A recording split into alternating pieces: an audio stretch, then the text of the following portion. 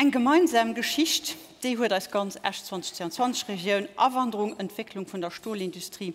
Italien hat eine große Rolle gespielt, abrecht Generationen, Kulturlandschaft, nicht nur zu Diedling, wie auch zu Villeruy, die Ville Chaleureuse, gebe ich sie mal bezeichnen.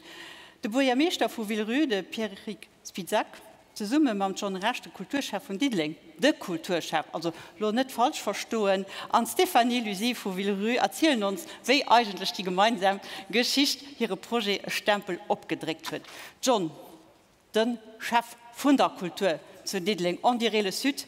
Diedling steht in anderem für den Süden an Italien, für in allem der Quartier Italia. Thematik von der italienischen Abwanderung, also bereits auf eine neue Art erweist an den Fokus gestaltet gehen.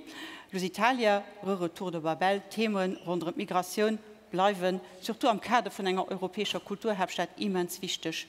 Wie gehen die weiterhin vermittelt?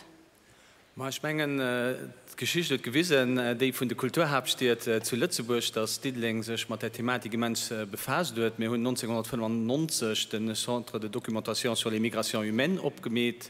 Wir haben dann 2007 den Retour de Babel gemäht, eine ganz große Ausstellung zusammen mit den Kollegen vom Klei, von der Gemeinde, anderem vom Centre de Migration. Und dann, ja, das kann ja den Retour de Babel, eine künstlerische Approche von der ganzen Geschichte, das in Musik gegangen, das in Menschen gegangen, das auch visuell gegangen, das für allem Erzählungen gegangen, die von den Menschen, und wir haben am Anfang die große Frage gestellt, was bleibt von unseren Wurzeln übrig, das heißt, mehr die paar Generationen mich spät richtig Lützburger gesehen, die aber für ganz verschiedene Wurzeln haben an sie mit auf Lützburg gebracht und mit an den Süden, was tun wir dem Süden gebracht, von einer kulturellen, artistischen ja, Platz ausgesehen, und dann auch, wie können wir das weiter vermitteln, wie geht es weiter, und die Thematik, die bleibt dann definitiv über die nächsten Jahre, über das Centre de Dokumentation, aber auch über ganz viele Konferenzen und so weiter, von unseren Hauptthemen,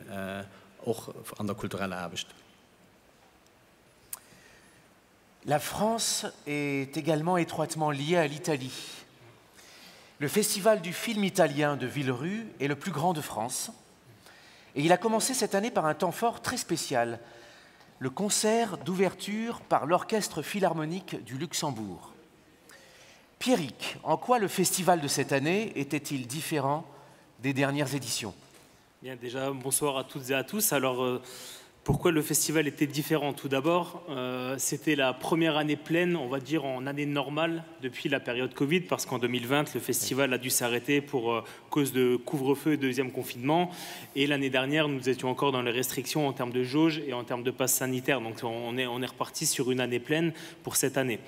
Deuxième point, comme vous l'aviez souligné en introduction, hein, c'était notamment dans le cadre de cette année culturelle avec H 2022 qui nous a offert une magnifique ouverture de festival avec l'Orchestre Philharmonique de Luxembourg.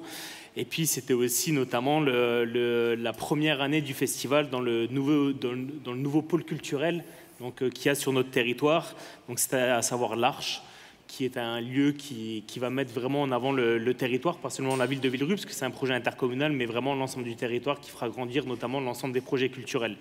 Et puis enfin, c'était aussi un symbole cette année du fait que le festival avait pour thème notamment les femmes derrière la caméra.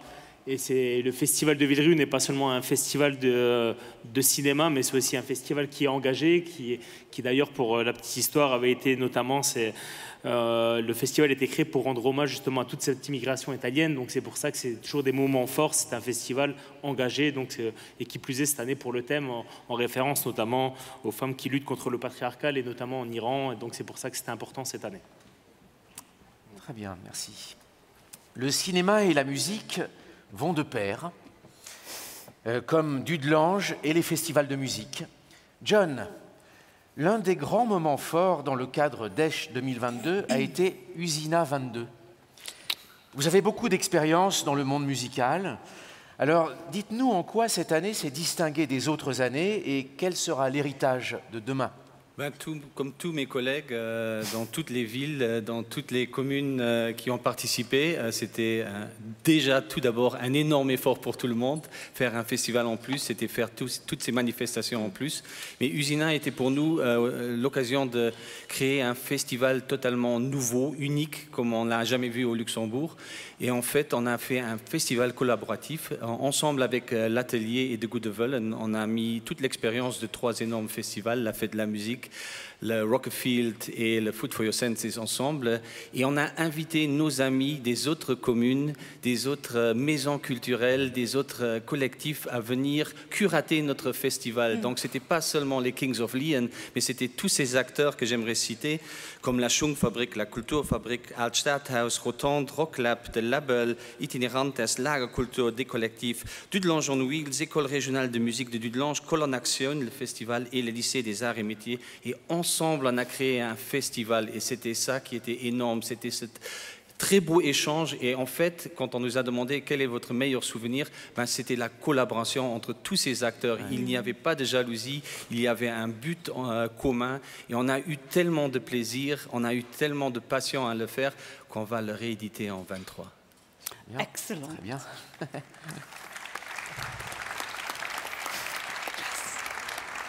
Eh bien, merci John et croisons les doigts pour cette belle suite qui s'annonce.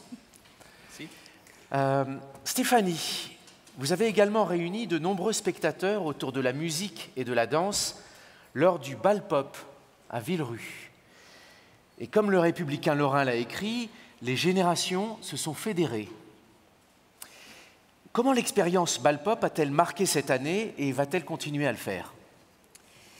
Alors, je crois que cette expérience de bal pop a marqué cette année pour la ville de Villerue et pour la MJC, en tout cas c'est certain, mais ça l'est aussi pour les 300 artistes, dont 250 amateurs du territoire qui ont participé à cette belle aventure. Notre territoire s'est construit autour d'une diversité culturelle riche et variée, due à l'immigration.